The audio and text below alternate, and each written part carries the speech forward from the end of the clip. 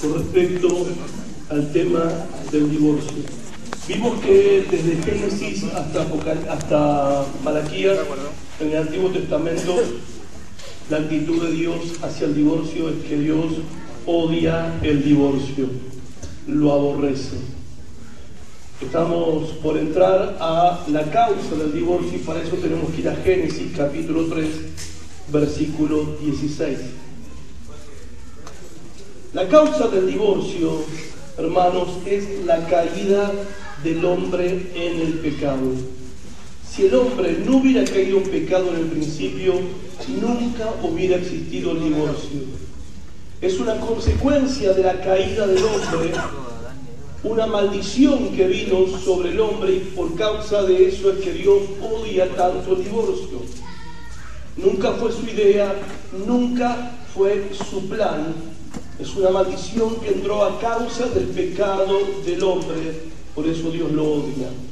En Génesis 3:16, el relato de la caída del hombre dice: a la mujer dijo, multiplicaré en gran manera los dolores en tus preñeces, con dolores darás a luz tus hijos, y tu deseo será para tu marido, y él se enseñoreará de ti.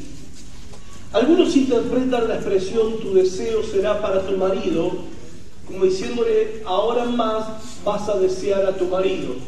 Ahora, eso es totalmente ilógico. No hacía falta que Dios le diga a la mujer que iba a desear al marido, o querer estar con el marido, o compartir con el marido. La mujer, por naturaleza, quiere compartir con su marido. Pero Dios no estaba diciendo, no estaba dando una novedad. Mirá que ahora te va a gustar el morocho. No. Cuando le está diciendo a la mujer, acá, tu deseo será para tu marido. ¿Cuál era el deseo que la mujer tenía a partir del pecado que no tenía antes? Era el deseo de estar en control del matrimonio. Que ya lo había manifestado ese deseo. Yo sé que ustedes mujeres no, pero digo otras mujeres por otro lado, ¿no? Pero ya había manifestado ese deseo cuando ella toma la iniciativa de comer del fruto que Dios dijo que no comieran. Porque recuerdan que ella comió y le dio a quién. Cuando Dios le había dado la orden a Adán, que era responsable de Eva, de que no comieran de ese árbol, pero ella toma la delantera, toma la iniciativa, se adelanta a su marido, usurpa la autoridad que Dios le había delegado a su marido, y ahora, como causa de la maldición, la mujer quedó en una condición de querer tener el control en el hogar, querer controlar el matrimonio. Pero también dice, y tu marido se va a enseñorear de ti. En otras palabras, se desató la guerra de los sexos. Y el matrimonio se convirtió en un combate por el control del matrimonio, por el control de la familia. El hombre y la mujer luchan por ver quién manda en la casa. Y eso es así. Es así. Esa es la causa del divorcio, la batalla que hay entre el hombre y la mujer y el hombre por tomar el control. Porque tanto la mujer quiere que las cosas se hagan como ella quiere, y el hombre también quiere que las cosas se hagan como él quiere. Y ahí está el choque. Y vos tenés ahora un matrimonio donde los dos son pecadores, donde los dos son rebeldes, desobedientes ante Dios, y los dos quieren tomar el control de la cosa. ¿Te imaginas que eso fue un caos? ¿Cómo es un caos? Lamentablemente, hasta el día de hoy. Cuando la maldición del pecado cae sobre el hombre y la mujer, ocurren tres cosas. Primero, el hombre y la mujer se separan de Dios, separación de Dios. Segundo, el hombre es separado de la naturaleza, porque a partir de ese momento es que se enseñoreaba de la naturaleza. Ahora la naturaleza le va a devolver espinos y abrojos como resultado de su trabajo. La naturaleza ya no va a ser dócil con él. Él, con el sudor de su frente, va a tener que extraer el alimento. Antes no era así. Y la otra separación que ocurrió por causa del pecado es la separación entre el hombre y la mujer. Cuando Dios le dice a Adán: Adán, ¿qué hiciste? ¿Qué hizo el hombre? Le echó la culpa a la mujer. Yo, no, la bruja esa, dijo. Esa bruja que vos me dices a mí. Y la cosa arrancó mal. Escuchen, esta maldición solamente se puede romper cuando los dos están en Cristo y caminan en el Espíritu Santo. Si son dos cónyuges que no tienen a Cristo en su corazón y no caminan ni andan en obediencia a la palabra y no andan en el Espíritu, no se puede cumplir Efesios 5:33. Pablo dice en Efesios 5:33: por lo demás, cada uno de vosotros ame también a su mujer como a sí mismo, y la mujer respete a su marido. Esto es prácticamente incumplible en matrimonios que no tienen a Cristo en el corazón, en matrimonios que no caminan en la palabra de Dios, que no están llenos del Espíritu Santo. Si a veces matrimonios que dicen son creyentes practican la guerra santa en su casa, en su hogar, ¿sí? ¿Te imaginas una pareja donde no tienen el Espíritu Santo, no tienen nada que los refrena dentro? ¿Por qué? Porque en la mayoría de los casos, o en el ideal, nuestros conflictos y nuestras discusiones no terminan como terminan los conflictos y las discusiones en otros matrimonios que no tienen a Cristo, porque los que tenemos a Cristo tenemos el Espíritu Santo dentro nuestro que nos refrena. Ahora, obvio que si vos decís: no me refreno nada y escupo todo lo que quiero decir, estás actuando en la carne y no estás honrando a Cristo. Pero la única manera de que esta maldición se rompa es cuando los dos están en Cristo. Por eso, hermanos, Moisés permitió el divorcio. No lo mandó, lo permitió. Porque se desató la guerra en el hogar. Y Moisés lo permitió solo en un caso específico. Atención a esto. No es que Moisés permitió el divorcio indiscriminadamente. Solamente en un caso específico, cuando dice Moisés: por la dureza de vuestro corazón, Moisés permitió el divorcio. Por la dureza del corazón. Significa que tanto en el hombre como en la mujer hay dureza de ¿qué? Esa dureza se cambia cuando uno viene a Cristo. Dice el profeta: Él quitará el corazón de piedra y te dará un corazón de carne. Pero está claro que Dios nunca mandó el divorcio, solamente reconoció que el divorcio era una triste y lamentable realidad. Ahora, Moisés permite el divorcio solo en un caso, y es lo que se conoce como la cláusula de excepción, la excepción para romper un matrimonio. Mateo 5:32, volvemos ahí. Mateo 5:32 dice, estas son palabras del Señor: pero yo os digo que el que repudia a su mujer, el que se divorcia de su cónyuge, a no ser, miren lo que dice Cristo, a no ser por causa de fornicación.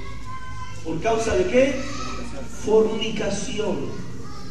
Ahora, para entender estas palabras, tenemos que entender qué enseñaban los líderes religiosos de los judíos, o sea, rabinos, escribas y fariseos. Hay que entender también la enseñanza del Antiguo Testamento completa de Moisés y entender la enseñanza completa del Nuevo Testamento. Vamos a ver la enseñanza de los judíos. En Marcos 5:31, como vimos al principio, Jesús comienza esta enseñanza diciéndoles: también fue dicho también le fue dicho, cuando le preguntaron, ¿por qué Moisés nos mandó dar carta de divorcio y repudiar a nuestras mujeres? Y empieza Jesús diciendo, también fue dicho. ¿Dónde fue dicho? ¿En el Antiguo Testamento? No. La tradición de los rabinos, fariseos y escribas era lo que ellos seguían. Mateo 5:31 dice así: cualquiera que repudia a su mujer, dele carta de divorcio. En otras palabras, ellos dicen, la Biblia dice, Moisés dijo, el que se divorcie de su mujer, por lo que sea, que se divorcie, pero que cumpla con los papeles. Dele carta de divorcio. No había para ellos una norma establecida, sino que había diferentes opiniones de los rabinos en cuanto a los motivos para divorciarse. ¿No te gustó lo que cocinó? La carta. ¿No te gustó que te habló en público? La carta. Así lo hacían. ¿Sí? ¿Estaba flaca? La carta. ¿Estaba gorda? La carta. ¿Hablaba mal de la suegra? La carta. Por cualquier motivo, los judíos le daban la cartita a la mujer y la echaban de su casa. No había norma para ellos. Así era la situación, y así era de triste y lamentable la situación de la mujer. Ellos se podían divorciar por cualquier razón. Por eso Cristo dice acá, a no ser por causa de fornicación. Porque Cristo está diciendo, no es por cualquier motivo. No te podés divorciar por cualquier motivo. Hay una sola cláusula que permite, no manda, no te manda que te divorcies, permite el divorcio, pero hay una sola cláusula. Ahora, ¿por qué querrían ellos cambiar de mujer? ¿Por qué querrían ellos divorciarse? Y cuando digo ellos, no era el pueblo, los fariseos eran recontra divorciadores. Los religiosos con los que Cristo confrontaba y se peleaba, ellos le enseñaban al pueblo lo que ellos hacían. Ahora, ¿por qué? ¿Cuál era la intención, el gusto, el placer de andar divorciándose? Es que ellos usaban eso para poder cometer adulterio con libertad. ¿Se entiende? Ellos, para poder cometer adulterio libremente y mantener una fachada de que eran justos y santos delante de Dios, por cualquier motivo, lo importante era hacer la carta.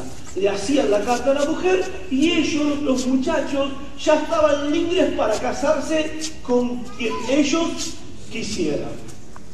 Ellos se volvían a casar.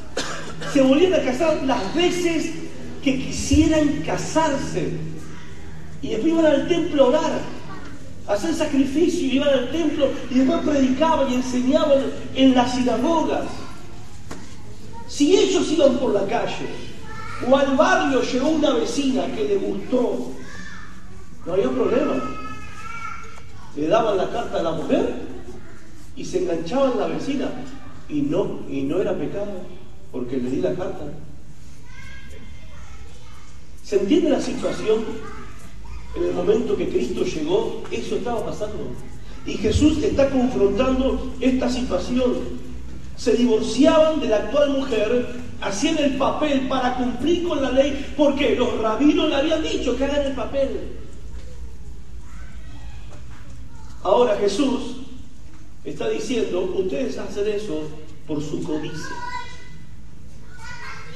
Mateo 5:28 le dijo, yo le voy a decir una cosa, ustedes dicen que por hacer el papel no cometen adulterio, cada vez que miran a una mujer y la codician, ya cometieron adulterio.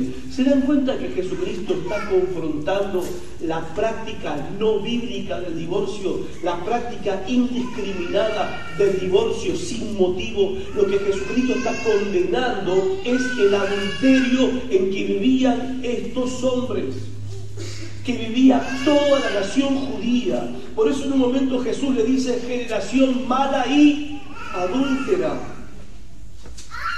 Ellos destrozaban familias, y lo destrozaban familias por codicia. Destruían la sociedad, porque cuando ellos se divorciaban, ¿qué hacían? Desataban una ola de adulterio. Porque el que se casaba con la repudiada cometía ¿qué? ¿Por qué cometía adulterio? Porque fue echada sin motivo. Entonces ella, que le daban el papelito en la mano, había otro que estaba esperando que venga alguna con el papelito y venir para acá. Y cometían adulterio. El que se casaba, porque había recasamiento, el que se volvía a casar cometía adulterio. Y después cuando se cansaba el tipo, le daba una carta nueva y de nuevo la echaba y después se casaba con otro y volvía a cometer adulterio, y el adulterio era una plaga. Una plaga social. Que imaginar la destrucción de los niños, de los hijos, de la familia, de los hogares, de las instituciones del pueblo de Israel. Moisés no había enseñado eso. Deuteronomio 24:1, Moisés les dice así. En Deuteronomio 24:1 Moisés dice: cuando alguno tomare mujer y se casare con ella, matrimonio, si no le agradare por haber hallado en ella algo indecente, dice Moisés, por haber hallado en ella algo indecente, le escribirá carta de divorcio y se la entregará en su mano y la despedirá de su casa. Ahora, indecente no significaba adulterio. Moisés no dijo adulterio, dijo alguna cosa que indecente. Ahora, no significaba adulterio. ¿Por qué no significa adulterio indecente? Porque si ella cometía adulterio, ¿cuál era el castigo? ¿Para qué le va a dar carta si la mataba? Entonces Moisés no está hablando del adulterio acá. ¿Se entiende? Está hablando de cosas indecentes. Algo que no le gustaba, indecente. Para el hombre se podía divorciar. Ellos interpretaron indecente como cualquier cosa, cualquier motivo. Por cualquier motivo ellos se divorciaban, como se hace hoy en día también. ¿Cierto? ¿Sí o no? ¿Son todos los divorcios por causa de adulterio? No. La mayoría de los divorcios son por cualquier motivo. Se divorcian por cualquier motivo. Ellos le preguntan a Jesús en Mateo 19:7, le dijeron: ¿por qué pues mandó Moisés dar carta de divorcio y repudiarla? Ahora, ¿cómo Moisés va a mandar algo que Dios odia? ¿Cómo Moisés va a mandar algo que Dios odia? No es un mandamiento. Deuteronomio 24:1 no es un mandamiento, es el reconocimiento de una situación que ocurría. Asume una situación que está ocurriendo y se les permite dar la carta de divorcio para atenuar las consecuencias de ese pecado. Es Dios preocupado por las consecuencias que el adulterio traía en la sociedad. Jesús también, Jesús lo que hace es nada más reconocer. Cuando está hablando con estos judíos, Jesús reconoce que el problema existe. No está diciendo que Él lo está permitiendo, ni está dando un permiso a todo lo que se quiera divorciar, saca el número, la atendemos a todos. No. Jesús está reconociendo que esto pasa, el divorcio es algo real y el nuevo casamiento es algo real, porque la gente no se quedaba sola, la gente se volvía a casar. El nuevo casamiento era algo real. Ahora, la enseñanza completa de Moisés es del verso 1 al verso 4, Deuteronomio 24:1 al 4, y es muy interesante este texto, porque ellos decían que Moisés había mandado, pero vamos a ver lo que dice Moisés. Cuando alguno tomare mujer y se casare con ella, si no le agradare por haber hallado en ella alguna cosa indecente, le escribirá carta de divorcio. No dice que tiene que hacer eso. Moisés está diciendo que eso es lo que está pasando. ¿Se entiende? Se le entregará en su mano y la despedirá de su casa, y salida de su casa podrá ir y casarse con otro, ¿qué? Hombre.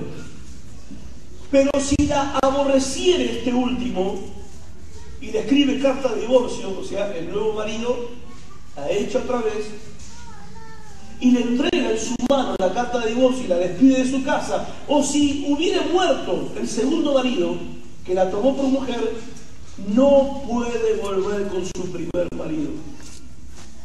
No puede volver con su primer esposa. ¿Por qué no puede volver con su primera esposa para volver a tomarla?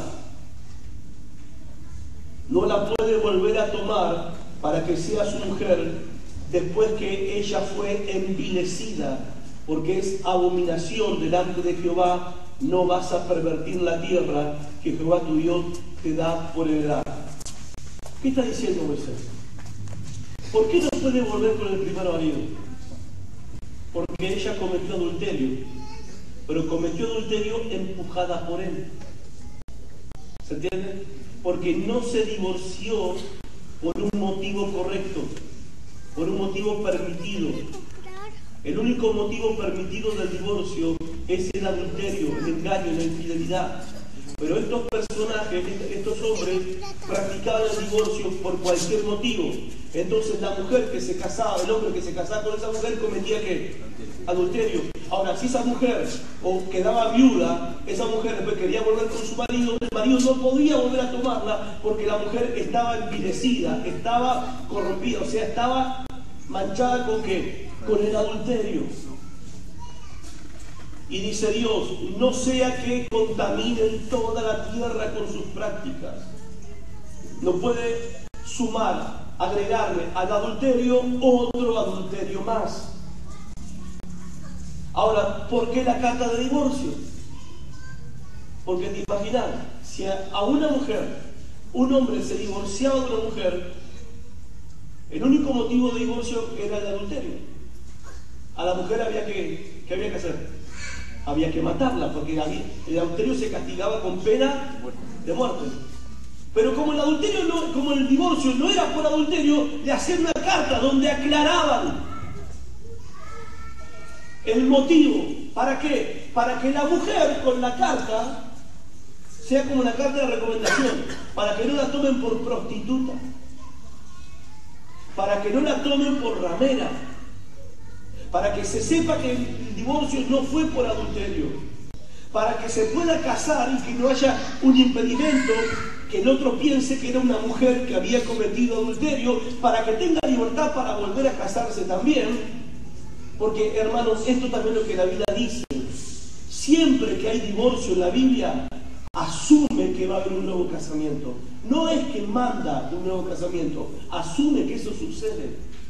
Y las leyes establecidas en la palabra de Dios tratan de regular las consecuencias del pecado, porque no hay que olvidar que esto ocurre a causa del pecado, y las normas establecidas en la palabra es para regular. La carta de divorcio fue para proteger a esa mujer de que la mataran, y para que alguien se pudiera casar tranquilo en cierto sentido, de que la mujer no fue echada de su casa por haber cometido adulterio, y le daban la carta para proteger la reputación de la mujer.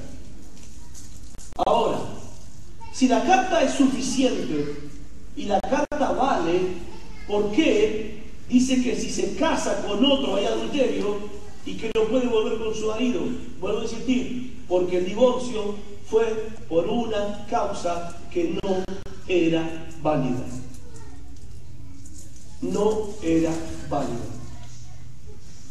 Porque como no había verdaderos motivos para divorciarse, ella era empujada a cometer adulterio. Algunos dirán, bueno, pero ¿por qué no se queda sin casar? Sin casar una mujer divorciada, sin hijos, ¿de qué vive? ¿De qué vive? Las mujeres no trabajaban como los hombres.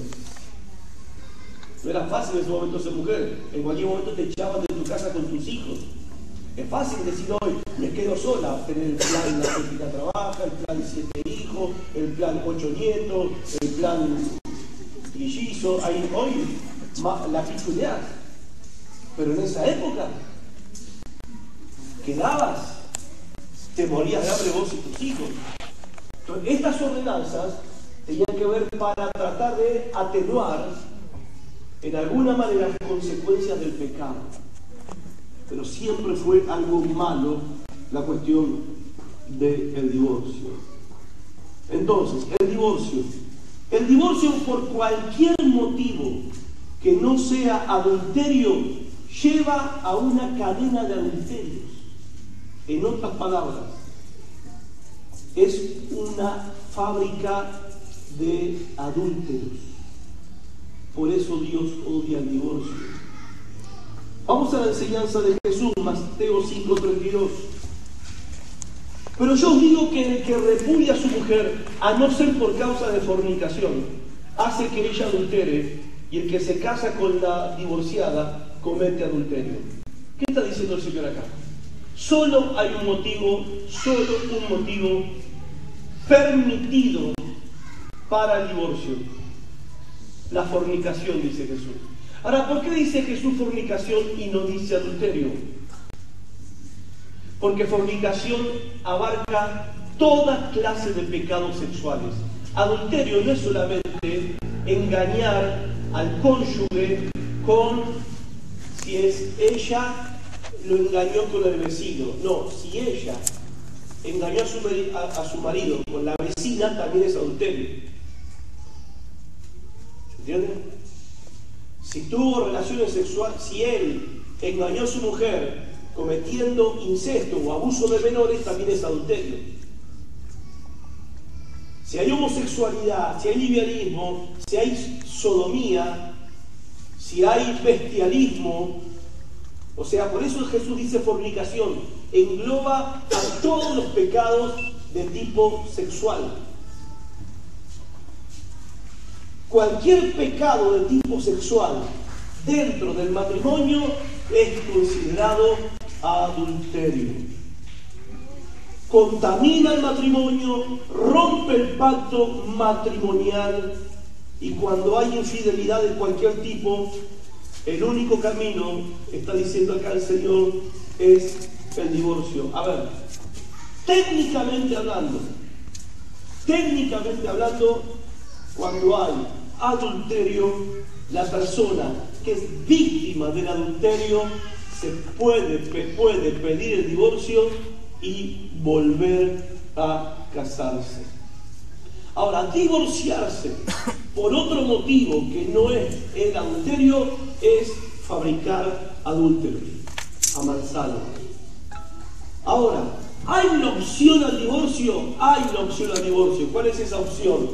El perdón y la restauración de ese matrimonio.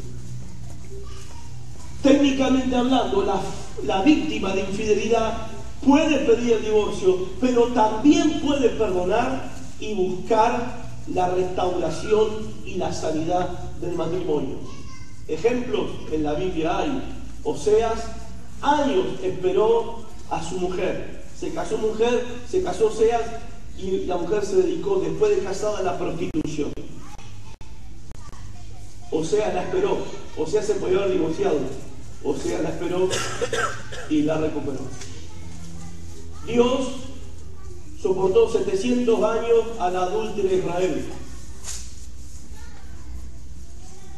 y la sigue soportando.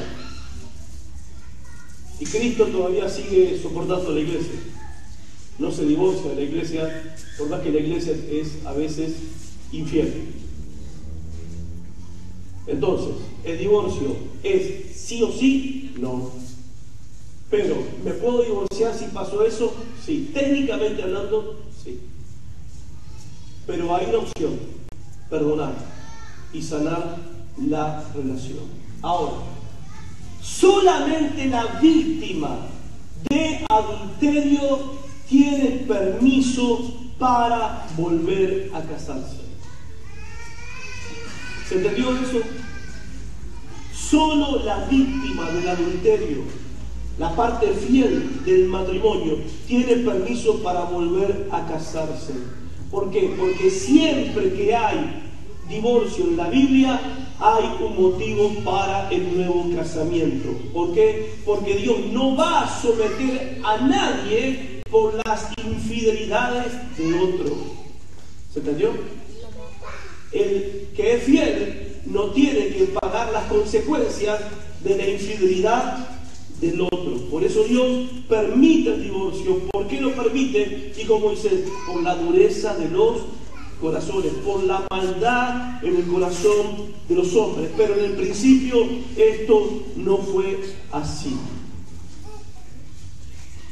Ahora vamos a ver cómo el apóstol Pablo encaró el problema del divorcio, matrimonio, divorcio y la soltería, que es también muy importante. 1 Corintios capítulo 7, y ahí nos vamos a quedar en todo lo que resta de hoy. 1 Corintios 7. Las preguntas va a ser en la última parte del seminario, ¿sí? 1 Corintios 7. A ver, otra vez acá hay que hacer lo mismo. Hay que reconstruir el momento, la escena, el contexto histórico, cultural y religioso que estaba viviendo la iglesia de Corinto, los hermanos, la gente que se había convertido a Cristo, de las que Pablo había ganado para el Evangelio, y Pablo era su apóstol, y ellos le consultan sobre estos temas. Ahora, la iglesia de Corinto tenía todas estas cuestiones muy a flor de piel, porque la iglesia de Corinto era una ciudad muy importante dentro de lo que era el imperio romano, y lo que está haciendo Pablo es responder a preguntas específicas que los hermanos le están haciendo. Miren el versículo 1, dice el verso 1: en cuanto a las cosas que me escribiste.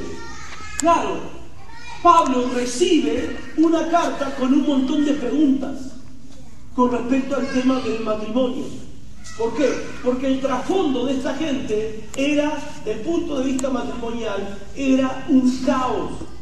Ellos vivían bajo la influencia del Imperio Romano, como dije recién, y el Imperio Romano no tenía una ley sobre matrimonio. Aparte, ellos no venían de herencia judía, ellos no tenían el trasfondo judío para tener más o menos una idea de lo que era la cuestión del matrimonio. Ellos venían de un trasfondo pagano, mundano, perverso, así que la iglesia tenía un sinnúmero de problemas en cuestiones de matrimonio, enredos y confusiones con respecto a este tema. Ejemplo, los esclavos. Los esclavos no se casaban, no había matrimonio para los esclavos. El amo le traía la esclava al esclavo, o el amo elegía un esclavo para su esclava, y eso era. Ahora, ¿saben cuál fue la cuestión ahí? Que cuando el cristianismo empezó a avanzar, el evangelio empezó a ser predicado, muchos creyentes eran ¿qué? Esclavos que se habían convertido a Cristo. Ahora ellos se convierten a Cristo, y la que está al lado mío, ¿qué es? Es mi esposa, no es mi esposa. Sí, es mi esposa. El amo viene mañana, la vende y me da otra. ¿Qué hago yo? Todas esas situaciones estaban pasando ahí en ese momento. Ellos tenían una especie de unión que imitaba el matrimonio, pero no era una unión legal, no tenía sustento legal. En cualquier momento el amo rompía esa pareja. Entonces, estos hermanos, ¿qué tenían que hacer? ¿Están casados o no están casados? ¿Qué dicen ustedes? ¿En qué están? ¿Cuál es el estado civil de esos creyentes? Porque ahora son creyentes.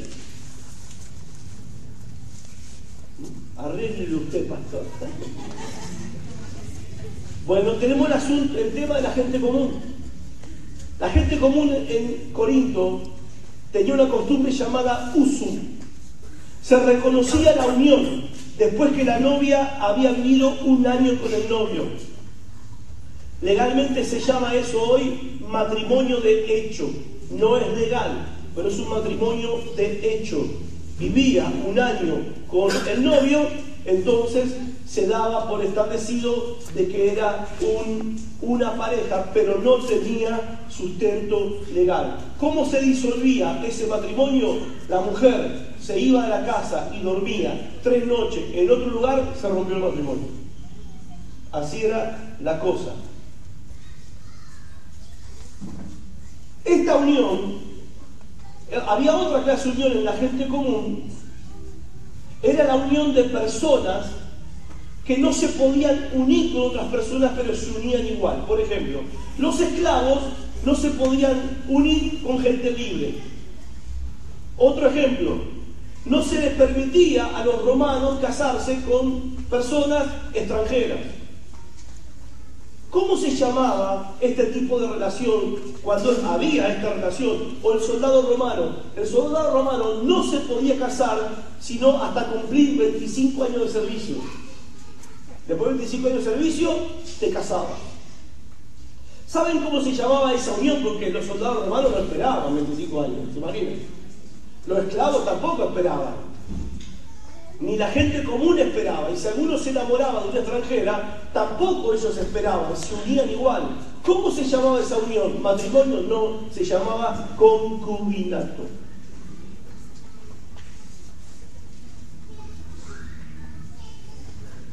En el caso de los esclavos, se llamaba, esa unión temporal, se llamaba contubernio.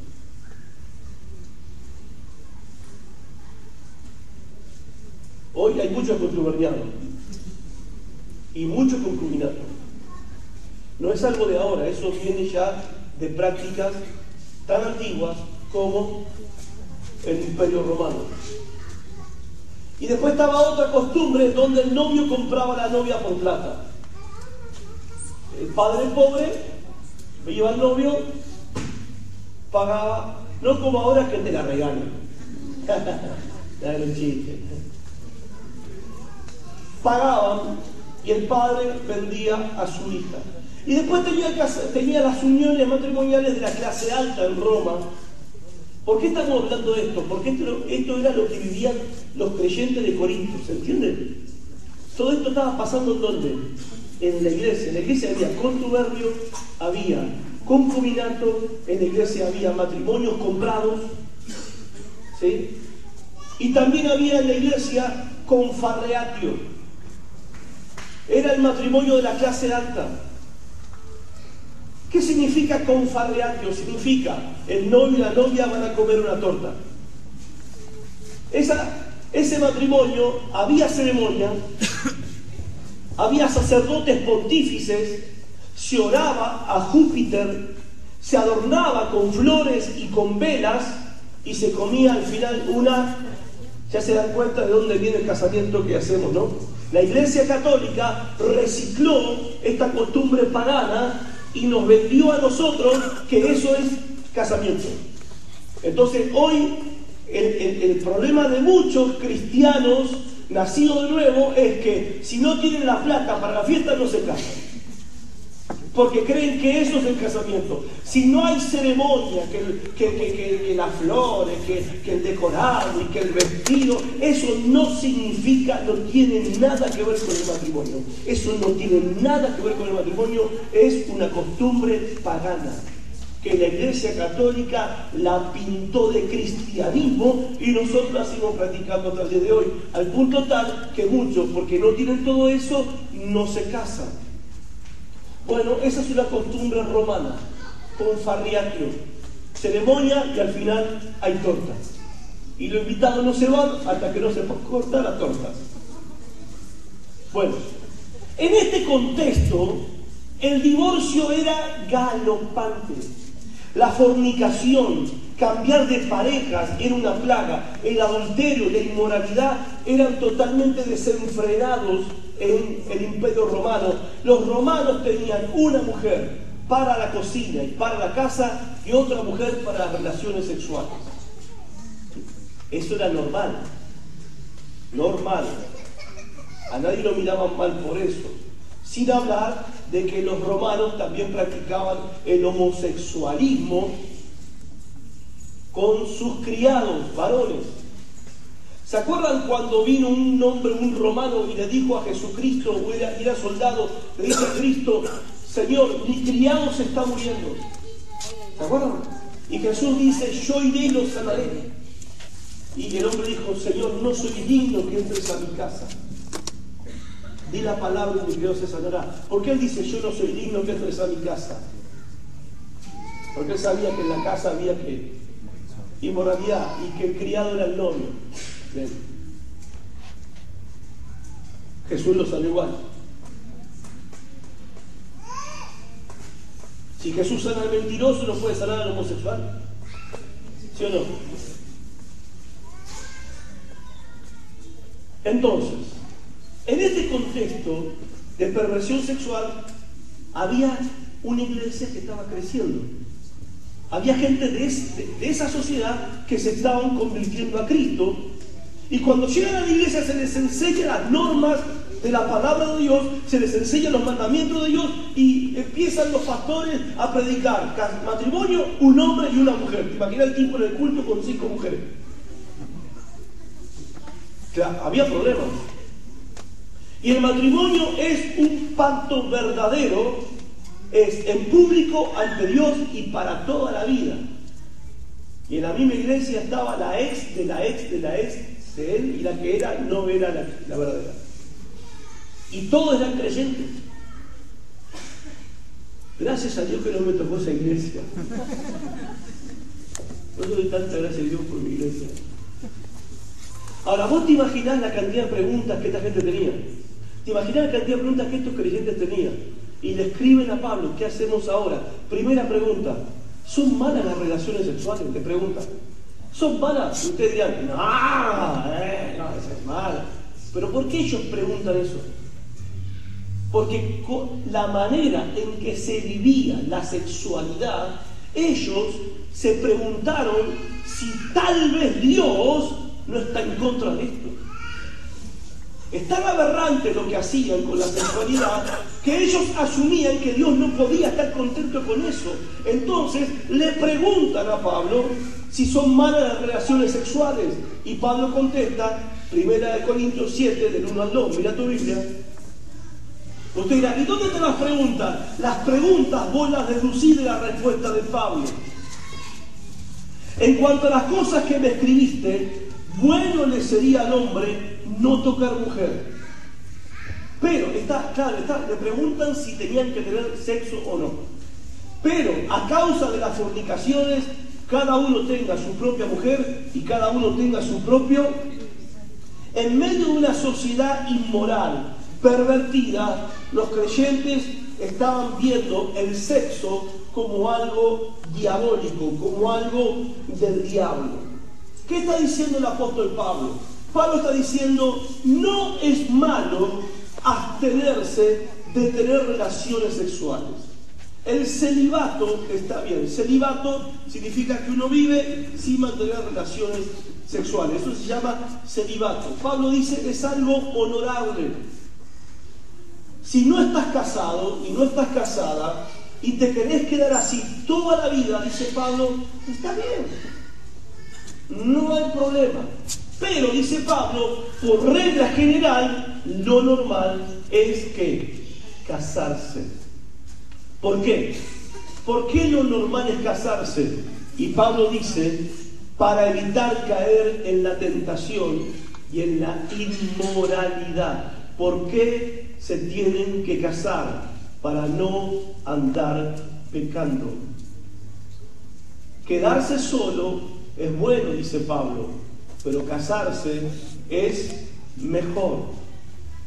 Ahora, note que Pablo no dice: casate cuando encuentres el amor de tu vida.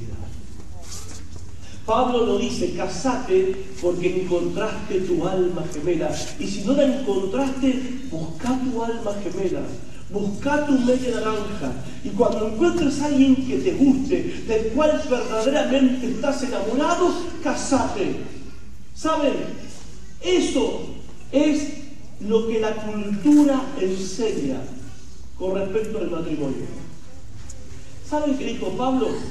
Cásense para no andar fornicando. ¿No suena muy romántico, no? ¿No suena romántico, no? Ay, yo estoy esperando que el príncipe azul. Pablo dice: casate antes de andar fornicando. Casate antes de estar cometiendo inmoralidad sexual. Casate. Casate. ¿Por qué? Porque Dios dice en su palabra que es mejor casarse.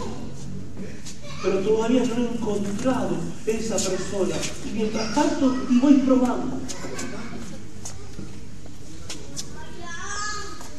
Entonces, ¿es bueno quedarse solo? Sí, pero casarse es mejor, dice Pablo. Otra pregunta que se deriva de esta: ¿son malas las relaciones sexuales entre esposos? Porque ¿qué pasaba? Se convirtieron. El marido y la mujer se convirtieron. Ahora ella es santa y él es santo. El sexo es pecado. No, entonces ella le dice a él: apártate de mí, Satanás. ¿No? Y le preguntan a Pablo, los esposos: ¿es bueno que tengan sexo? Ahora, piensen ustedes en la idea de sexo que ellos tenían. Casi la misma que hay hoy también. ¿Es malo tener relaciones sexuales entre esposos? Y Pablo dice: no. Versículo 3. El marido cumpla con la mujer el deber conyugal, y asimismo la mujer con el marido. La mujer no tiene autoridad sobre su propio cuerpo, sino el marido. Ni tampoco el marido tiene autoridad sobre su propio cuerpo, sino la mujer. No se nieguen el uno al otro, porque se andaban negando. No se nieguen el uno al otro, a no ser por algún tiempo, de mutuo consentimiento, para ocuparse sosegadamente en la oración, y vuelvan a juntaros en uno, sexo, para que no los tiente Satanás a causa de vuestra incontinencia. ¿Qué está diciendo Pablo? Si se niegan sexualmente los unos a los otros en el matrimonio, si te negás sexualmente a tu cónyuge, le estás abriendo la puerta al diablo. ¿Se entendió ese punto? Si te negás sexualmente a tu marido o a tu esposa, que tienen derecho sobre tu cuerpo, le estás abriendo la puerta a Satanás. ¿Podemos entonces, Pablo, ser como vos? Porque Pablo no tenía mujer, andaba solo, era soltero, y Pablo responde, versículo 6: mas esto digo por vía de concesión, no mandamiento. Digan conmigo: no mandamiento. Concesión. Es una concesión que yo les hago.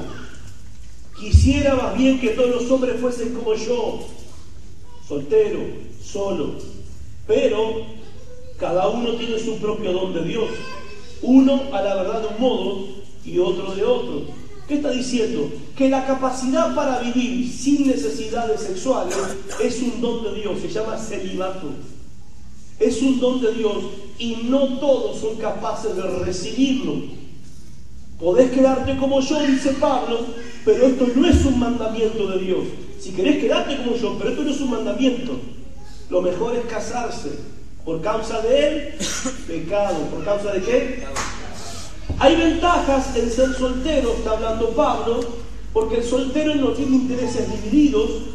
El soltero, sí, él está llevando adelante su vida donde no tiene que estar ocupándose o pensando en otra persona o en su familia, pero cada uno tiene su propio don. Si vos no tenés el don de celibato, si no tenés el don de Dios para no sentir deseo sexual, porque eso es un don de Dios, si no tenés ese don, casate, porque si no le estás abriendo la puerta ¿a quién? ¿A quién? A Satanás. ¿Hay ventajas en la soltería? Claro que sí. Ahora, cuando ellos, en caso de los discípulos, ven esta situación nueva para ellos, porque Jesús lo está explicando a ellos de manera nueva, en Mateo 19:10, los discípulos le dicen a Jesús, hasta el versículo 12, si es así la condición del hombre con su mujer, no conviene casarse.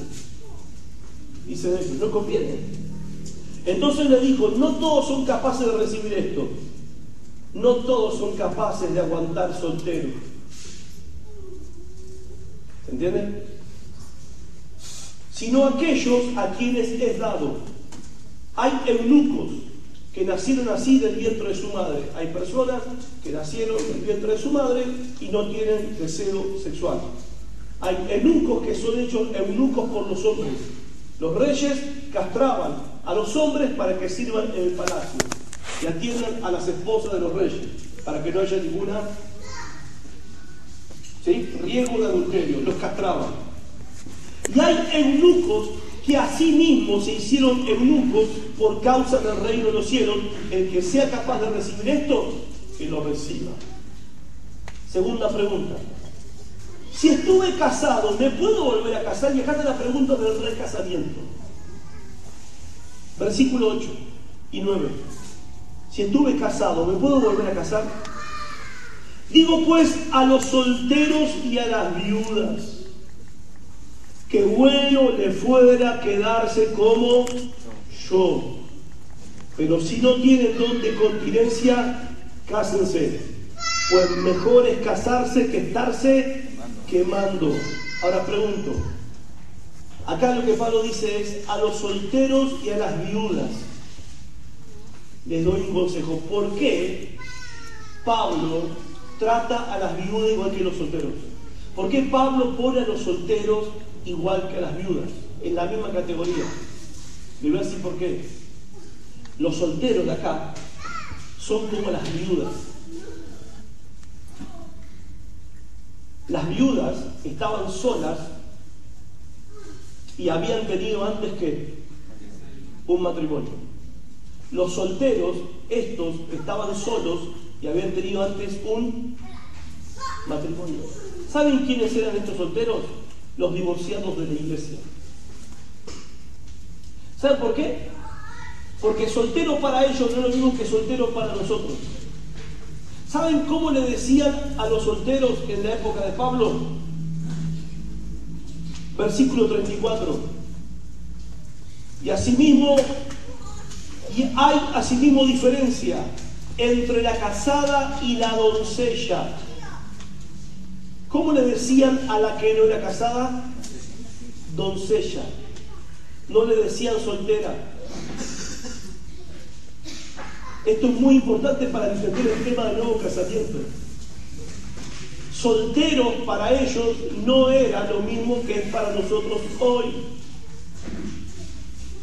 A los solteros en la época de Pablo se les decía las doncellas o los vírgenes. Nunca habían tenido esposa ni esposo. El soltero era el que había quedado solo. ¿Por causa de qué? Divorcio. Y la viuda había quedado ¿qué? Sola. ¿Por causa de qué? De la muerte del marido. Los dos habían quedado solos, pero los dos habían estado casados. Por eso le da el mismo consejo a los solteros y a las viudas, porque corresponde la misma categoría. Esto es importantísimo para entender el tema del nuevo casamiento. ¿Nos podemos volver a casar nosotros los que ya hemos estado casados? Los viudos y los que pasamos por un divorcio, nos podemos volver a casar. Y Pablo le está dando la misma respuesta a ellos. Para confirmar esto hay que entender cómo se escribe la palabra casado en griego. La palabra casado en griego se escribe gamos, de ahí viene monogamia. Casado significa gamos. La palabra soltero en este texto se escribe ágamos. Ágamos. ¿Qué significa? Gamos significa casado. Y la letra A, adelante de gamos, ágamos, significa que estuvo casado. ¿Se entiende? Que estuvo casado. No es el soltero de hoy.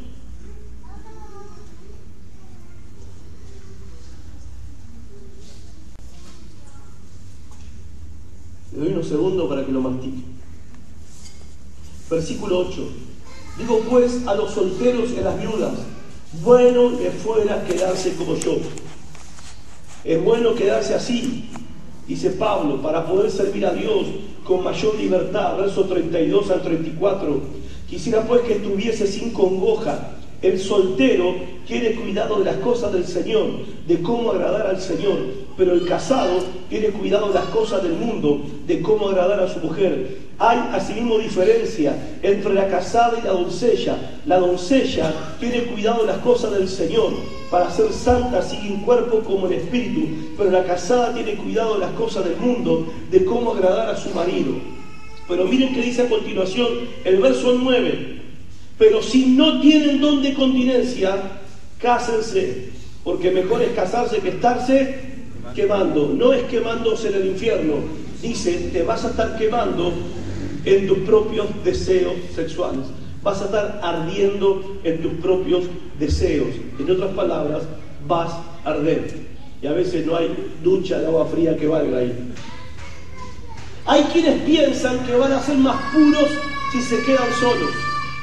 Hay quienes piensan que van a ser más santos y que van a agradar a Dios si se quedan solos y que se abstienen de las relaciones sexuales. Pero ¿qué está diciendo Pablo? Si no tenés el don de continencia, vas derecho al pecado de la mano de Satanás. Eso se llama realismo.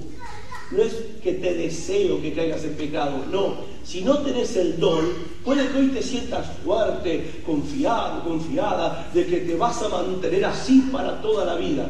Pero si no tenés el don de Dios para hacer eso, no te vas a mantener así toda la vida. Vas a pecar. Vas a pecar. Y Dios no quiere que peques. 1 Timoteo 5:14 al 15 dice: quiero pues que las viudas jóvenes se casen. ¿Que las viudas jóvenes qué? Es el mismo Pablo, que se casen. Las viudas jóvenes que se casen. Los divorciados jóvenes que se casen. Que críen hijos, gobiernen su casa, que no den al adversario ninguna ocasión de maledicencia, porque ya algunas se han apartado en pos de Satanás. Y digo, no, yo quedé viuda, ahora soy del Señor Pérez. Terminaron los brazos del señor Pérez y los viudos terminaron en el brazo de la señora Ramírez. Claro, al principio tuvo una emoción de santificarse para el Señor, pero si no tenés el don para mantenerte sin deseo sexual, las personas divorciadas están en esta misma condición. Un divorciado joven se quema, se tiene que volver a casar. Ahora, no es un mandamiento, es una concesión, es un permiso. ¿Para qué? Para evitar el pecado. ¿Cuánto me están entendiendo? ¿Se entiende o no se entiende? Amén. Bueno, pero ¿está bien casarse, sí o no? Yo quiero que me digan. 1 Corintios 7, 26 al 28. Pues tengo pues esto por bueno a causa de la necesidad que apremia, que hará bien el hombre en quedarse como está. ¿Estás ligado a mujer? No procures soltarte. ¿Estás libre de mujer? No procures casarte. Mas si también te casas, no pecas. Y si la doncella se casa, no peca. Pero los tales tendrán aflicción de la carne, y yo os la quisiera evitar. Si puedes estar solo, es mejor, dice Pablo, porque simplifica tu vida. Bastantes problemas tenés con vos mismo como para tener problemas con otro pecador que vive adentro de tu casa. ¿Sí? El ámbito de los problemas se limita bastante. Pero el versículo 29 al 33 dice Pablo: pero esto digo, hermanos, que el tiempo es corto. Resta, pues los que tienen esposa sean como si no la tuviesen, y los que lloran como si no llorasen, y los que se alegran como si no se alegrasen, y los que compran como si no comprasen, y los que disfrutan de este mundo como si no lo disfrutasen, porque la apariencia de este mundo se pasa. Quisiera pues que estuviese sin congoja. El soltero tiene cuidado de las cosas del Señor, de cómo agradar al Señor, pero el casado tiene cuidado de las cosas del mundo, de cómo agradar a su mujer. Si podés quedarte solo o sola, es mejor, dice Pablo, porque es más fácil. Pero si no tenés el don de Dios para dominar tus pasiones, entonces casate. Tercera pregunta. Los que estamos casados con incrédulos, ¿qué hacemos? Esa es la otra pregunta. Me convertí a Cristo y mi marido es un incrédulo. Me convertí a Cristo y mi esposa es incrédula, es inconversa. ¿No dice la Biblia que no hay que unirse en yugo desigual? Respuesta, versículo 12 al 13. Y a lo demás yo digo, no el Señor. Si algún hermano tiene mujer que no sea creyente y ella consiente en vivir con él, no la abandone. ¿Se entendió? Y si una mujer tiene marido que no sea creyente y él consiente en vivir con ella, no lo abandone. ¿Por qué? Verso 14. Porque el marido incrédulo es santificado en la mujer y la mujer incrédula en el marido, pues de otra manera vuestros hijos serían inmundos, mientras que ahora son santos. El cónyuge creyente ejerce una influencia positiva en el matrimonio y en los hijos, pero eso no significa que se van a salvar porque vos sos creyente. ¿Sí? Santificación no es lo mismo que salvación. Porque está quien dice, yo me quedo acá y lo voy a convertir. Y se va a convertir, y se va a convertir. Y su vida es un desastre, su matrimonio es una guerra, pero ella insiste porque él se va a convertir. Ningún marido, ninguna esposa puede convertir a su cónyuge. Amén. Si te quedás con tu cónyuge es porque él o ella consiente vivir en paz con vos. Entonces no lo abandones, no te divorcies, no te separes. ¿Sí? Si no hay problema por causa de tu fe, no te separes. Otro caso, soy creyente y mi cónyuge me amenaza con el divorcio y mi casa es una guerra. Mi cónyuge que no es creyente dice que se quiere divorciar, se quiere separar porque yo voy a la iglesia. Pero yo insisto hasta que se convierta. Verso 15 al 16. Pero si el incrédulo se separa, ¿qué dice? Sepárese. Dice sepárese. Divorcio es eso. Si el incrédulo se separa, sepárese. Pues no está el hermano o la hermana sujeto a servidumbre en semejante caso, sino que a paz los llamó Dios. Porque ¿qué sabes tú, oh mujer, si quizás harás salvo a tu marido? ¿O qué sabes tú, oh marido, si quizás harás salvo a tu mujer? Y hermanos, esta es la segunda cláusula de excepción para el divorcio. La primera cláusula donde se permite el divorcio es por causa del adulterio. Y se puede volver a casar la víctima del adulterio. ¿Se entendió? Ahora, ¿sí o sí hay que divorciarse? No, puede perdonar y seguir adelante. ¿Se entendió?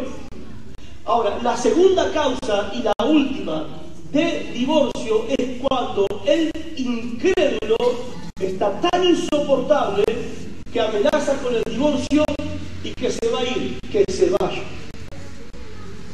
Y vos podés quedarte solo, podés quedarte sola si querés, pero también te puedes divorciar y volverte a casar. Cada vez que el pacto matrimonial se rompe, ya sea por adulterio o por abandono, se asume en la Biblia que la víctima del adulterio y la víctima del abandono pueden volver a casarse.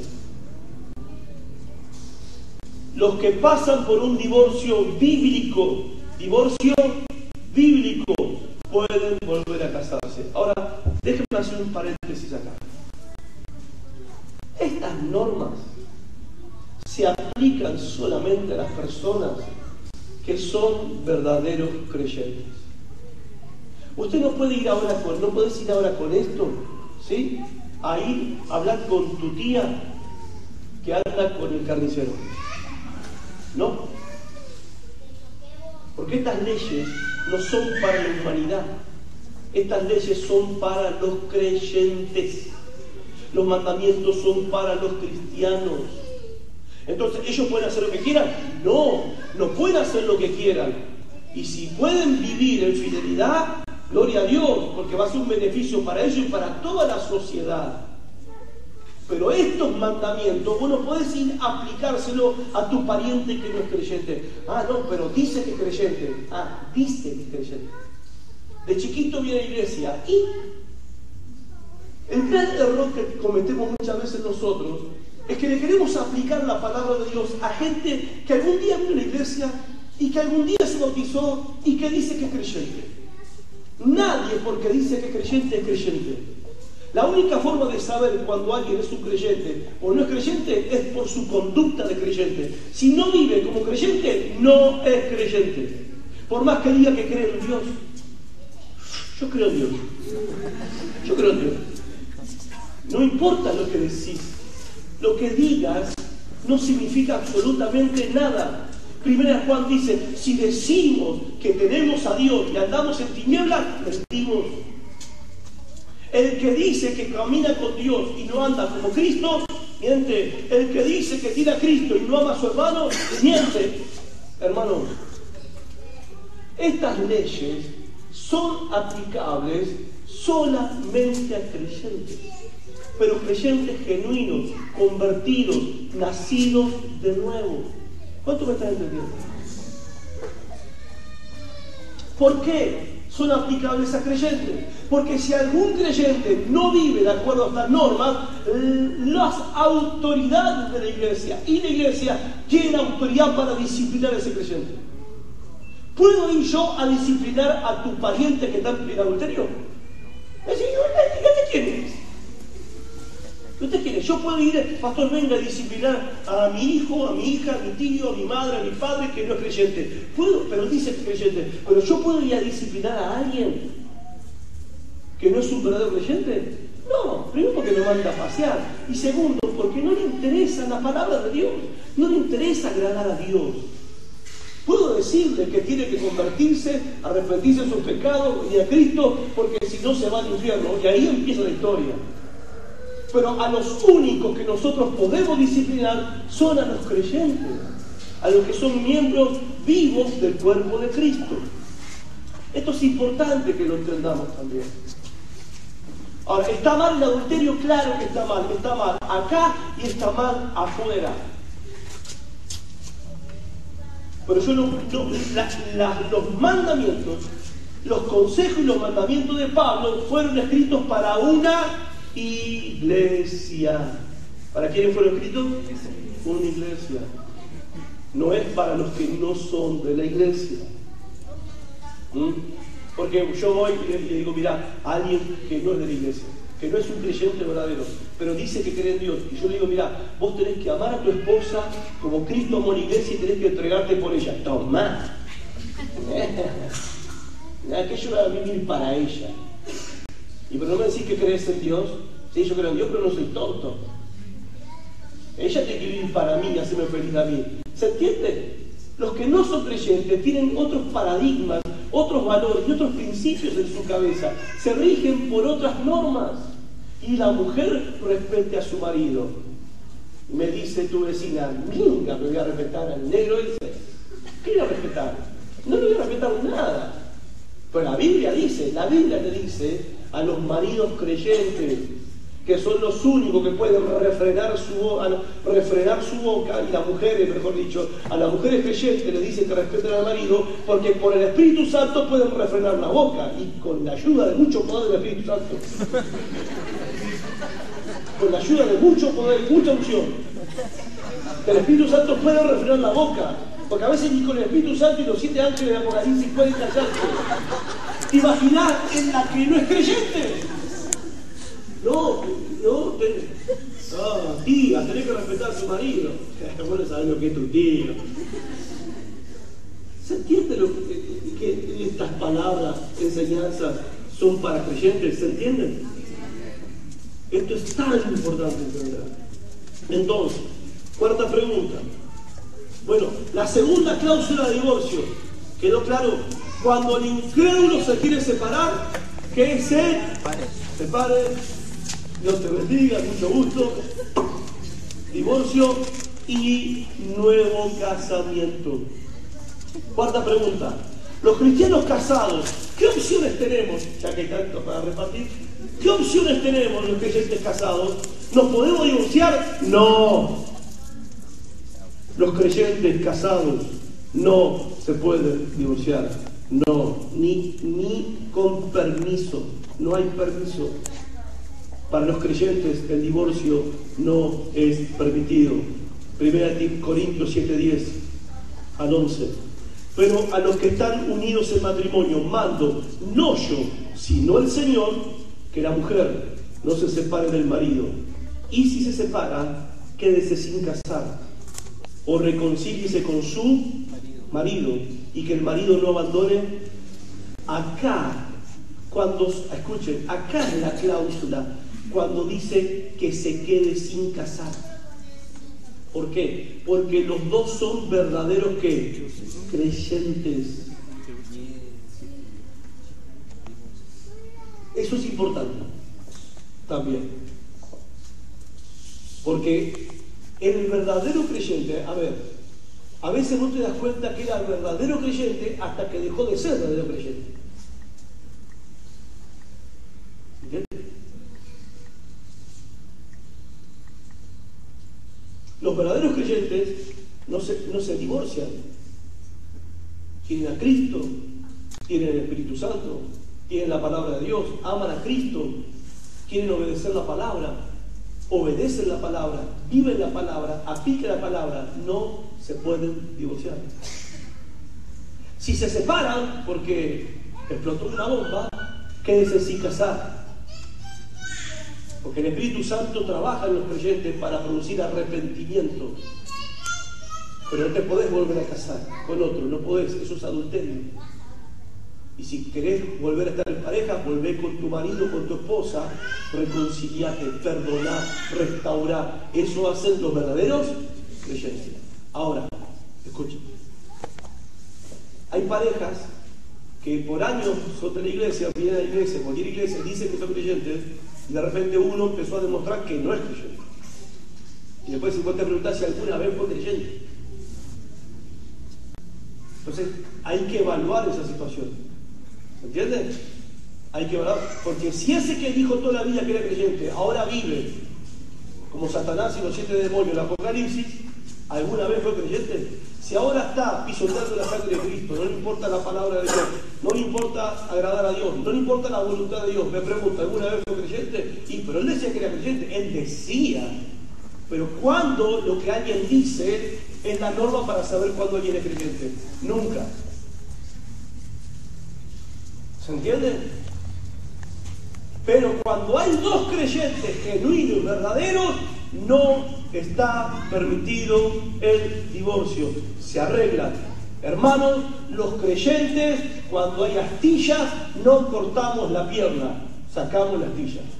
Aunque duela, aunque cueste, aunque lleve tiempo, pero nosotros estamos casados hasta que la muerte nos separe. Pregunta número 5. ¿Qué hay con los creyentes que nunca se casaron?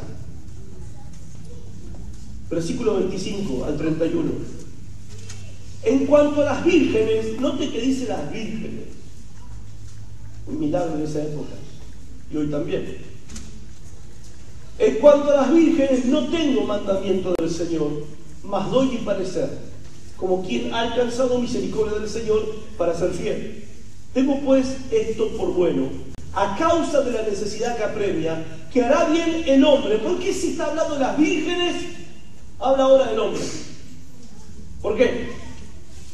¿Quiénes son las vírgenes? Los solteros, hombre y mujer. ¿Se dan cuenta que la palabra soltero, 1 Corintios 7, no es el soltero que nosotros de hoy? Al soltero de 1 Corintios 7 es el divorciado, que se puede volver a casar.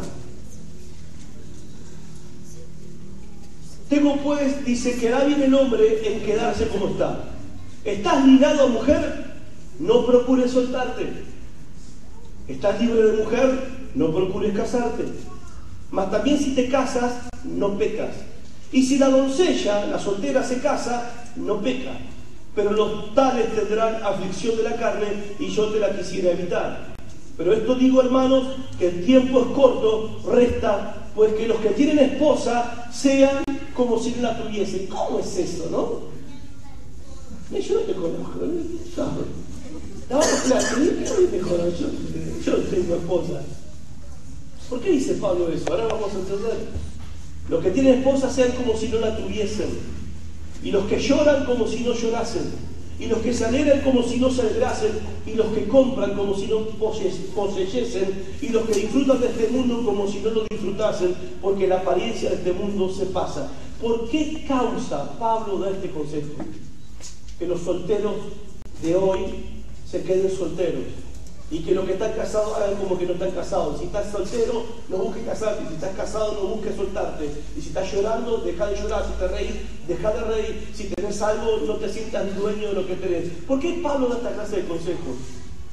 Porque en la época que Pablo escribió esto, habían pasado 17 años de una de las peores y más feroces persecuciones del Imperio Romano, y había sido una masacre de cristianos.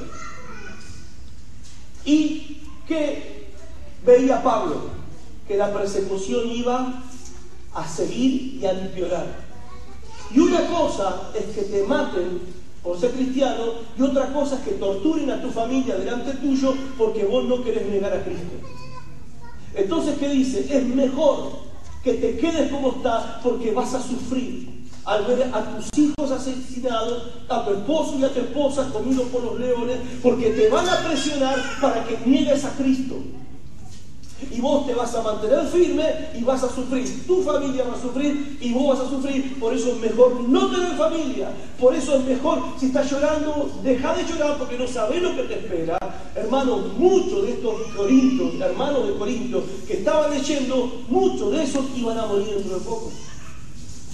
Entonces, en vista de lo que se venía, en vista de la persecución que vino después en tiempos de Domiciano, que fue terrible esa persecución sobre los cristianos en todo el imperio, imagínate estos solteros que se habían casado para disfrutar de una familia toda la vida, y ahora ver a sus esposos y sus esposas siendo acuchillados, quemados, metidos en aceite hirviendo. No te olvides que el matrimonio es una sola. Y obvio, ¿sabes cómo sufrís? Que dice el apóstol Pablo: yo le quisiera evitar esto a ustedes. Se los quisiera evitar. Ese es el cuadro de situación en el que Pablo dijo estas palabras. Pregunta número 6. ¿Los padres cristianos deben impedir a sus hijas que se casen? Amén. No. Los padres cristianos deben impedir que sus hijas se casen. ¿Por qué? Porque mirá la gran respuesta. Había la pregunta. Había padres que decían: con los tiempos que hay ahora, con las perversiones que hay, con el mundo, ellos viven en un mundo pornográfico. ¿Yo le voy a entregar mi hija a uno de estos tipos? No, yo no la entrego. Yo no doy a mi hija en casamiento. Entonces preguntan. ¿Quiénes preguntan? Las hijas que se querían casar. Mi papá no quiere que me case, no quiere que sufra. ¿Por qué? Porque el papá también, cuando no era convertido, era flor de pervertido y sabía lo que su hija iba a vivir, y no quería que su hija viviera eso. Responde Pablo, verso 36 al 38. Pero si alguno piensa que es impropio para su hija virgen que pase ya de edad, y es necesario que así sea, haga lo que quiera, no peca que se case. Porque me preguntaba. Pero el que está firme en su corazón sin tener necesidad, o sea que no tiene problema económico, que la tiene que vender, sino que es dueño de su propia voluntad y ha resuelto en su corazón guardar a su hija virgen, bien hace. De manera que el que la da al casamiento hace bien, y el que no la da al casamiento hace ¿qué? Mejor. Ahora, ¿cuál es el problema? Que el papá podía prometer lo que quería cuando la nena era chica. Viste que cuando las nenas son chicas se quieren casar con los padres. Pues menos yo, a mí con Vicky eso no me pasó. Cuando preguntamos con quién se quería casar, que era chiquitita, pero me decía, con vos, papá, dijo, con el príncipe Juan. Así me dijo, y nunca supo quién era el príncipe Juan, pero bueno, nunca descubrí que así era con el príncipe Juan. Claro, los padres decían, los padres iban al culto, a la reunión, y prometían delante del Señor guardar a su hija. Y no se va a casar. La voy a librar de toda esta injusticia.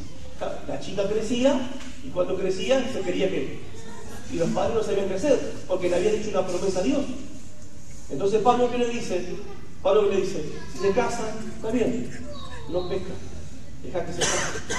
Pero si ella es consciente que hace así, que se queda así, es mejor, por causa de lo que pasaba en ese mundo y por causa de lo que iba a venir. Séptima pregunta. ¿Las viudas pueden casarse otra vez? Versículo 39. La mujer casada, al 40, la mujer casada está ligada por la ley mientras su marido vive, pero si su marido muere, libre es para casarse con quien quiera. Con quien quiera, con tal que sea en el Señor. No es con quien quiera. ¿Te vas a volver a casar? Volver a casarte, sí, con alguien que es ¿qué? Creyente. No te vas a casar otra vez, no te cases con alguien que no es creyente. Cásense con quien quiera, con tal que sea en el Señor. Pero a mi juicio, más dichosa será si se quedara así. Y pienso que también yo tengo el Espíritu de Dios. Solamente se podían casar con creyentes. Entonces, hay recasamiento. Hay recasamiento cuando hay divorcio por infidelidad. Hay recasamiento cuando el incrédulo abandona el hogar, y el recasamiento siempre es con un creyente. No te podés volver a casar con alguien que no es creyente. Y acá el consejo para los viudos es el mismo para los solteros que habían estado casados antes, pasaron por un divorcio y se quieren volver a casar. Cásense, pero solamente se pueden casar en el Señor. Bueno, también nos podemos volver a casar. ¿Qué hacemos? ¿Cómo hago? Tengo que orar para que aparezca la damisela de mis sueños. Hermanos, eso de encontrar, como dije recién, tu alma gemela, encontrar la pareja perfecta, encontrar la persona que cumple todos tus sueños, eso es un cuento de las revistas del corazón. Eso es de la revista Gente, Caras y no sé qué más. Eso sale de las novelas y no de la Biblia. No existe eso de tal cosa que me caso porque... Ahora, pero pastor, yo quiero tener un buen matrimonio. Bueno, yo te voy a decir cómo poder tener un buen matrimonio. Busca a alguien que sea una persona que ama a Cristo con todo su corazón, que quiera servir a Cristo con toda su vida, en todas las áreas de su vida, no necesariamente que sea pastor, sino que sea alguien que quiera servir a Dios en todos los aspectos de su vida, una persona que ama la palabra de Dios y con sus frutos muestra una vida de que ama a Cristo y vive en santidad. Ese es un buen marido y esa es una buena esposa. Si te casás con una cara linda, no hay certificado, ¿no? No hay garantía de nada. Pero estamos tan enamorados, no es garantía de nada. Eso no es garantía de nada. Lo que nosotros estamos buscando como la pareja perfecta no existe. Es un invento de las novelas, es un invento de las revistas del corazón, es un invento de esta sociedad, de esta cultura anti-Dios. Pero no es lo que dice la palabra de Dios. Pablo dice: casate para no caer en pecado. Así que imagínate. Ahora, no por eso ando buscando quién está disponible, no quiero caer en pecado, quién está disponible, no. Si tenés que elegir, claro que tenés que elegir. Vos no podés esperar que de repente estás en la reunión y entra por la puerta. Eso me pasó a mí nomás. No.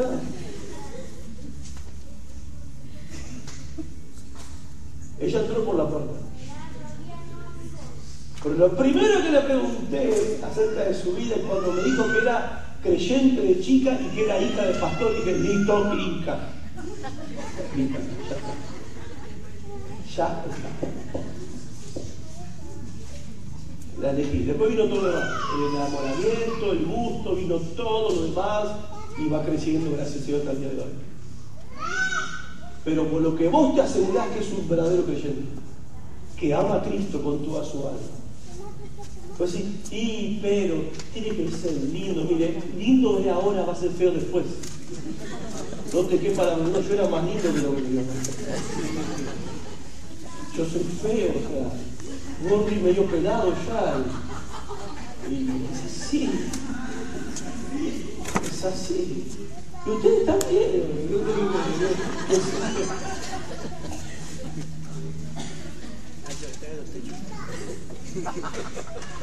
Es un engaño, una trampa elegir por la apariencia. Ay, canta tan lindo.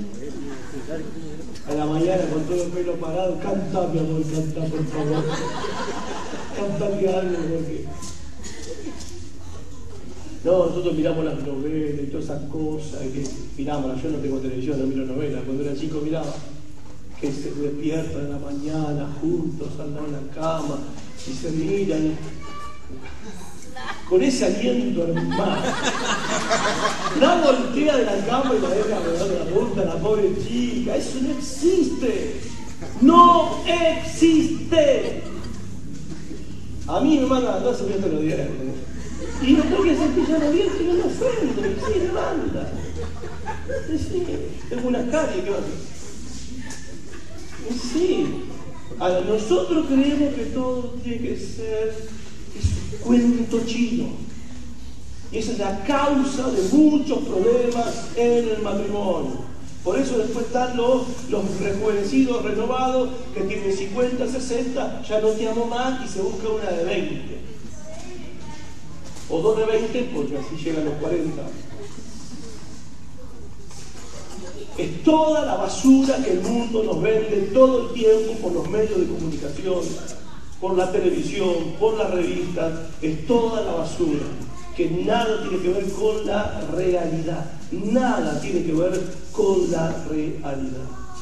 Hace falta mucho más que una carita linda y un cuerpito lindo para vivir fieles hasta que la muerte los separe. Hace falta mucho más que eso. Mucho más que una buena voz, que unos lindos ojos. Mucho más. Porque pensando en esto, pensás solamente en esto, te casás con un lindo cuerpito. ¿Qué sabés si después de un accidente ese lindo cuerpito queda en silla de ruedas? ¿Se terminó todo ahí? Por eso no se debe medir por esos parámetros en el momento de elegir. Entonces, cuando una pareja tienen esas características, son la pareja perfecta. Ahí no va a haber adulterio, no va a haber divorcio y se van a evitar muchas cosas. Y otra cosa, otra mentira, casarte para ser feliz. No existe eso. Vos no te casás para ser feliz, porque no existe el ser humano en la tierra que te pueda hacer feliz. No existe. Dios no creó a nadie en la tierra para que te haga feliz. No existe eso. Es mentira. Es mentira. Si vos no sos feliz con Cristo, no sos feliz con nadie. No sos feliz ni con, no sé, iba a decir Sofía Loren, la que quedó hace rato acá. No vas a ser feliz ni con nadie, ni con ningún modelo, ni con ningún deportista, ni con la Bessi, no vas a ser feliz con nadie. Por más plata que tenga, por más guita que tenga, facha que tenga, por más famoso que sea, no vas a ser feliz con esa persona. Si no sos feliz con Cristo, nadie te hace feliz en esta vida. Así que no te casás para ser feliz, te casás para glorificar al Señor en tu vida. Te casás porque el matrimonio es bueno, es un mandamiento de Dios, Dios estableció esa institución, pero me tengo que casar eternamente enamorado. Yo te puedo asegurar que cuando te casás, ahí empieza verdaderamente el proceso del amor. No existe en la Biblia el concepto de noviazgo, ¿sabes? No existe, eso también es un invento moderno, la cuestión del noviazgo. Antes la gente se comprometía, los padres comprometían a sus hijos cuando eran chicos y cuando llegaba la edad los casaban ahí. Nada de novios, conocerlos, vamos a pasear. No, se casaban y a partir de que se casaban empezaban a construir su matrimonio y a aprender a amar el uno al otro. Eso de que el noviazgo es necesario para conocer a otra persona y es necesario enamorarse es cuento, es mentira, no es así. Por eso muchos matrimonios fracasan, ¿sí? Fracasan. Digo que no hay que ponerse de novio, no digo que no hay que ponerse de novio, pero hoy novio es licencia para apretar y manosear. Esa es la realidad. Sabelo por si estás pensando que darle permiso a tu hijo y a tu hija que se ponga de novio. Y los novios, que dicen, sí, pastor, estamos preparando la boda. ¿Hace cuánto? Hace 4 años.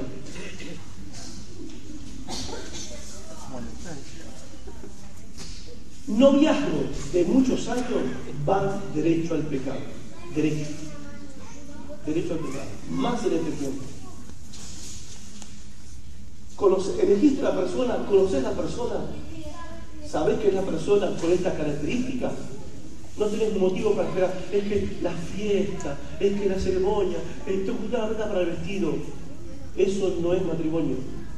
¿Saben cuántos matrimonios con fiesta, con vestidos, con luna de miel, con arreglos florales, con auto disfrazado, con flores, con moños, todo se rompen a poco tiempo? ¿Se rompen a poco tiempo? Porque eso no es el matrimonio, eso no es la boda. La boda es lo que se hace, el matrimonio es lo que se hace delante de Dios. Ese es el verdadero matrimonio. Por eso los noviazgos largos son una invitación al pecado. En vez de estar planeando la boda, ¿sí?, deberían estar tomando decisiones y seguir al Señor en obediencia y llevar adelante ese matrimonio. O, si no, esa es la realidad. De otra manera, es una invitación al pecado. Y vuelvo a insistir con los padres. Padres que permiten a sus chicos ponerse de novio cuando ni siquiera se les cruza por la cabeza casarse, los están dejando que se pongan de novio para despertar todas las hormonas que tienen ahí, que ya están despiertas, despertar no al indio, a toda la tribu junta, porque cuando empiezan los besos, cuando empieza saliva va, saliva viene, cuando empieza el abrazo, la manito en la cintura, la manito... Bueno, quería contar si ustedes saben. Porque ninguno salió de un frasco acá, ustedes saben, ¿cómo nosotros vamos a entregar a nuestros hijos a eso? Hace falta que nos tenemos que conocer. Mire, cuando llega un carnicero a mi barrio y para conocerlo yo le digo, dame un beso. No le digo, carnicero, porque lo quiero conocer. Dame un beso. Vamos a abrazarnos y nos vamos a conocer. Eso de que nos tenemos que conocer, ¿sí?, es un permiso para el pecado.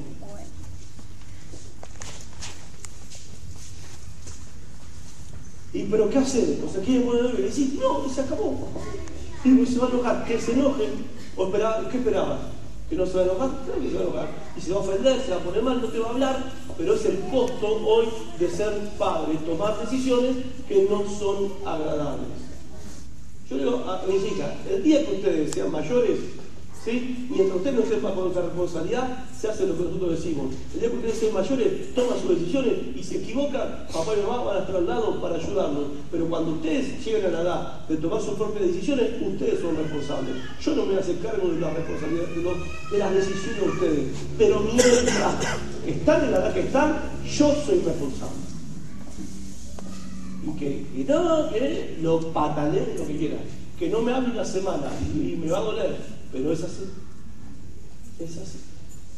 no es de otra forma.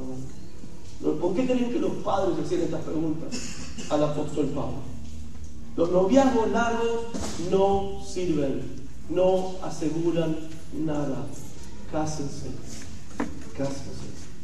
Es mejor casarse que estarse quemando. En resumen, que los solteros no demoren su casamiento, no den lugar a la fornicación. Segundo, si Dios te hizo para casarte, casate. La abstinencia sexual es un don que Dios da a algunos, no a todos. Si no tienes el don, te vas a quemar en el fuego de tus propios deseos. Tercero, si estás divorciado, divorciada, viudo, viuda, querés quedarte así, quédate. Si estás divorciado, divorciada, viudo, viuda, querés volverte a casar, casate, pero en el Señor, con alguien que es creyente y del sexo opuesto, obviamente. Si estás casado y casada con alguien creyente, no te divorcies. No hay divorcio para el creyente. Si estás casado o casada con un no creyente, pero hay paz en la relación, no te divorcies. Vas a ser de bendición para la familia, aunque no significa que se van a convertir por vos. Si estás casado y casada con un no creyente y él o ella se quiere divorciar, déjalo que se vaya, divorciate, casate o quedate sin casar, y si te casás, que sea en el Señor, y si no te casás, está bien igual. Ahora, y termino esta parte con esto. Después vamos a dar un ratito para preguntas. Puede que les pase como pasa seguramente, que al ver la palabra de Dios y toda la verdad de la Biblia, uno dice, chao, yo metí la pata todo el tiempo, yo me equivoqué, yo fallé, yo hice mal. ¿Cómo me gustaría volver el tiempo atrás y cambiar las cosas? El tiempo no se puede volver atrás, las cosas no se pueden cambiar, lo que está hecho